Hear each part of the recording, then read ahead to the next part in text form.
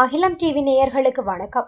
இன்றைய நாளுக்கான மாலை நேர பிரதான செய்திகள். விரிவான செய்திகளுக்குள் செல்லும் முன்னதாக முதலில் இன்றைய தலைப்புச் செய்திகள். ஜனாதிபதி அனுரவுக்கு நீதிமன்றம் பிறப்பித்துள்ள அதிரடி உத்தரவு.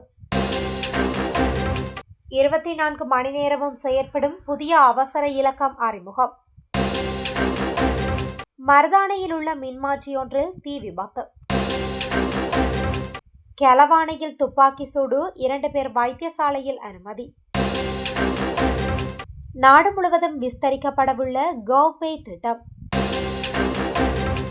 ரயிலுடன் மோதி முச்சக்கர வண்டி விபத்து, ஸ்தலத்தில் சாரதி பலி. யாழ் பல்கலைக்கழகத்திற்குள் மீட்கப்பட்ட பொருட்களால் பெரும் பரபரப்பு, போலீஸ் பாதுகாப்பு.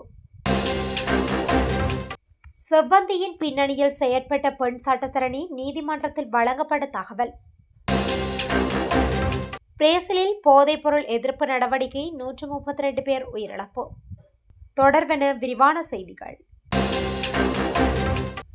கோட்டபாய ராயபக்ஷ ஜனாதிபதியாக இருந்த காலத்தில் இறக்குமதி செய்யப்பட்ட சீனிக்கு விதிக்கப்பட்ட வரிகளை குறைத்ததன் மூலம் அரசாங்கத்திற்கு ரூபாய் 1590 மில்லியன் இழப்பு ஏற்பட்டதாக தொடரப்பட்ட வழக்கில் ஜனாதிபதி அனுரகுமார திசாநாயக்க மற்றும் நிதி அமைச்சின் செயலாளர் ஹர்ஷன சூரிய பெருமா ஆகியோர் தங்கள் சாட்சியங்களை சமர்ப்பிக்குமாறு உச்ச நீதிமன்றம் உத்தரவிட்டுள்ளது. அமைச்சர் சுனில் ஹந்துன்தெந்தி தாக்குதல் செய்த அடிப்படை உரிமைகள் மனுவில் முன்வைக்கப்பட்ட விடயங்களை கருத்தில் கொண்டு அத்தகைய ஆதாரங்களை சமர்ப்பிக்குமாறு நேற்று உத்தரவு பிறப்பிக்கப்பட்டுள்ளது. உயர் நீதிமன்ற நீதிபதிகள் மஹிந்த சமயவர்த்தன மற்றும் குமுதினி விக்ரமசிங்க ஆகியோர் அடங்கிய அமர்வு முன் பிரதம நீதியரசர் பிரீதி பத்மேன் சூரசேன இந்த மனுவை விசாரித்தார். ஜேவிபியின் அரசியல் பணியகத்தின் உறுப்பினரான முன்னாள் நாடாளுமன்ற உறுப்பினர் சுனில் ஹந்துன்தெந்தி தாக்குதல் செய்த மனுவில் நிதியமைச்சின் செயலாளர், இலங்கை தரநிலைகள் நிறுவனத்தின் தலைவர் பிரமிட் பில்மா பிரைவேட் லிமிடெட் அதன் இயக்குனர் சஜன் மதுசூதன், நுகர்வோர் சேவைகள் அதிகார சபையின் தலைவர் மற்றும் சட்டமா அதிபர் ஆகியோர் பிரதிவாதிகளாக குறிப்பிடப்பட்டுள்ளனர். மனுதாரரின் கோரிக்கையை ஏற்றுக்கொண்ட உயர் நீதிமன்றம் தற்போதைய நிதியமைச்சர் மற்றும் நிதியமைச்சகத்தின் செயலாளரையும் இந்த மனுவில் பிரதிவாதிகளாக பெயரிட அனுமதி அளித்துள்ளது. உள்ளூர் சீனி உற்பத்தியை ஊக்குவிப்பதற்காக இறக்குமதி செய்யப்பட்ட சர்க்கரைக்கு ரூபாய் 50 வரி விதிக்க 2020ஆம் ஆண்டு வர்த்தமானி அறிவிப்பு வெளியிடப்பட்டதாகவும், வரியை ஒரே நேரத்தில் ரூபாய் 50லிருந்து 25 ரூபாவாக குறைப்பதன் லாபத்தை ஒருங்கிணைந்த நிதியில் வரவு வைக்க வேண்டும் என்றும் மனுவில் கூறப்பட்டுள்ளது. நுகர்வோர் விவகார அதிகார சபை நவம்பர் 10, 2020 அன்று சீனிக்கு அதிகபட்ச விலையை நிர்ணயித்ததாகவும் மனுவில் குறிப்பிடப்பட்டுள்ளது. இலங்கை தொலைத்தொடர்பு ஒழுங்குமுறை ஆணையகம் ஒரு தேசமாக ஒன்றிணைந்து தேசிய இயக்கம் என்ற தலைப்பில் 24 மணி நேர அவசர இலக்கத்தை அறிமுகப்படுத்தியுள்ளது. போதைப்பொருள் அச்சுறுத்தலை ஒழிப்பதற்கான அரசாங்கத்தின் புதிய முயற்சியை முன்னெடுக்கும் வகையில் இந்த இலக்கம் அறிமுகப்படுத்தப்பட்டுள்ளது. ஜனாதிபதி அலுவலக அறிக்கையின்படி ஒரு தேசமாக ஒன்றிணைந்தது என்ற தேசிய செயல்பாட்டு குழுவின் வேண்டுகோளின் அடிப்படையில் ஆணையகம் 1818 என்ற அவசர இலக்கத்தை அறிமுகப்படுத்தியுள்ளது.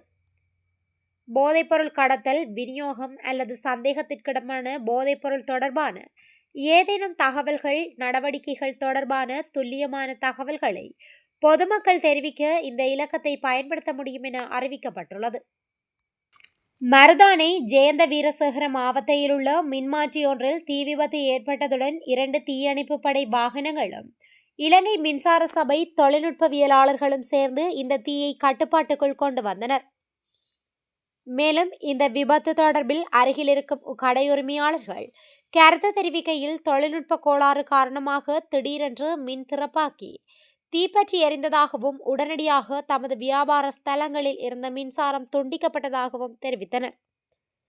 தொடர்ந்து இப்பகுதியில் மின் பிறப்பாக்கியில் உள்ள பாதையின் ஒரு பக்கமாக மின்சாரம் துண்டிப்பில் இருப்பதாக மின்சார சபை ஊழியர்கள் தகவல் தெரிவித்தனர். இந்த தீ விபத்து முழுமையாக கட்டுப்பாட்டிற்குள் கொண்டு வரப்பட்டுள்ளதாகவும், இந்த தீ விபத்தில் யாருக்கும் எந்தவித காயங்களோ ஆபத்துகளோ ஏற்படவில்லை என்றும், மின்பிறப்பாக்கியின் உள்பாகங்கள் முழுதாக எரிந்து போயுள்ளதாகவும் மின்சார சபை ஊழியர்கள் தகவல் தெரிவித்தனர். ரத்னபுரி கெலவானை தெல்கொட பகுதியில் துப்பாக்கி சூட்டு சம்பவம் ஒன்று இடம்பெற்றுள்ளது. இதில் 2 பேர் காயமடைந்துள்ளதாக தெரிவிக்கப்படுகின்றது. இதன்போது காயமடைந்தவர்கள் சிகிச்சைக்காக ரத்னபுரி வைத்தியசாலையில் அனுமதிக்கப்பட்டுள்ளனர். தனிப்பட்ட தகராறு காரணமாக இந்த துப்பாக்கி சூடு நடத்தப்பட்டதாக தெரிய வந்துள்ளது. போக்குவரத்து விதிமீறல் தொடர்பான குற்றங்களுக்காக ஸ்தலத்திலேயே அபராதம் செலுத்தும் முறைமையை எதிர்வரும் டிசம்பர் மாதம் அளவில் நாடு முழுவதும் நடைமுறைப்படுத்த எதிர்பார்ப்பதாக பொதுமக்கள் பாதுகாப்பு அமைச்சர் ஆனந்த விஜயபால தெரிவித்துள்ளார். அரசு சேவையை டிஜிட்டல் மயமாக்கும் நிகழ்ச்சி திட்டத்தின் கீழ் இந்த வசதி அறிமுகப்படுத்தப்பட்டதாக அமைச்சர் குறிப்பிட்டுள்ளார். தற்போதைக்கு குறித்த செயற்பாடு மேல் மாகாணம் மற்றும் தென் மாகாணங்களில் நடைமுறைப்படுத்தப்படுகின்றது. எதிர்வரும் டிசம்பர் தொடக்கம் போக்குவரத்து விதிமீறல் தொடர்பான குற்றங்களுக்காக ஸ்தலத்திலேயே அபராதம் செலுத்தும் செயற்பாடு நாடு முழுவதும் விஸ்தரிக்கப்படவுள்ளது. அதற்கான உபகரணங்கள் மற்றும் பயிற்சி செயலமர்வுகள் போலீஸ் திணைக்களத்தினால் பிரதேசங்கள் தோறும் ஏற்பாடு செய்யப்பட்டுள்ளதாக தெரிய வந்துள்ளது. ஹகவ மற்றும் அக்குரல்ல ஆகிய ரயில் நிலையங்களுக்கு இடையிலுள்ள ரயில் பாதையில் முச்சக்கர வண்டி ஒன்று ரயிலுடன் மோதி சாரதி ஸ்தலத்தில் உயிரிழந்துள்ளதாக போலீசார் கூறியுள்ளனர். இந்த விபத்து இன்று காலை 9 மணியளவில் இடம்பெற்றுள்ளதாக போலீசார் தெரிவித்தனர். விபத்து தொடர்பில் மேலும் தெரிய வருகையில் கவனக்குறைவாக செலுத்தப்பட்ட முச்சக்கர வண்டி ஒன்று பெலியத்தையிலிருந்து மருதானி நோக்கி பயணித்த ரயிலுடன் மோதியதில் இந்த விபத்து இடம்பெற்றுள்ளது. விபத்தில் படுகாயமடைந்த முச்சக்கர வண்டி சாரதி சம்பவ இடத்திலேயே உயிரிழந்துள்ளதாக போலீசார் தெரிவித்தனர். இறைச்சிகளை ஏற்றிச் சென்ற முச்சக்கர வண்டி ஒன்றே இவ்வாறு விபத்துக்குள்ளாகியுள்ளதாக போலீசார் தெரிவித்தனர். மேலும் விபத்து தொடர்பில் மேலதிக விசாரணைகளை போலீசார் மேற்கொண்டு வருகின்றனர். யாழ்ப்பாண பல்கலைக்கழக வளாகத்தில் 2 மெகசின்களும் வயர்களும் அடையாளம் காணப்பட்டுள்ளன. யாழ்ப்பாண பல்கலைக்கழக நூலகத்தின் சீலிங்கின் மேல் இவை மறைத்து வைக்கப்பட்டிருந்ததாக தெரிவிக்கப்படுகின்றது. இதையடுத்து பல்கலைக்கழக நிர்வாகத்தினரால் கோப்பாய் போலீசாருக்கு தெரியப்படுத்தப்பட்டுள்ளதை அடுத்து அங்கு போலீஸ் பாதுகாப்பு வழங்கப்பட்டுள்ளது. கணேமுள்ள சஞ்சீவ கொலைக்கு உடந்தையாக இருந்த குற்றச்சாட்டில் கைது செய்யப்பட்டுள்ள பெண் சட்டத்தரணியை 90 நாட்களுக்கு மேல் தடுத்து வைத்து விசாரணை செய்ய தடுப்பு காவலில் உத்தரவை பெற எதிர்பார்ப்பதாக குற்றப்புலனாய்வுத்துறை இன்று கொழும்பு தலைமை நீதவான் அசங்க எஸ் போதஹ்ரமவிடம் தெரிவித்துள்ளது.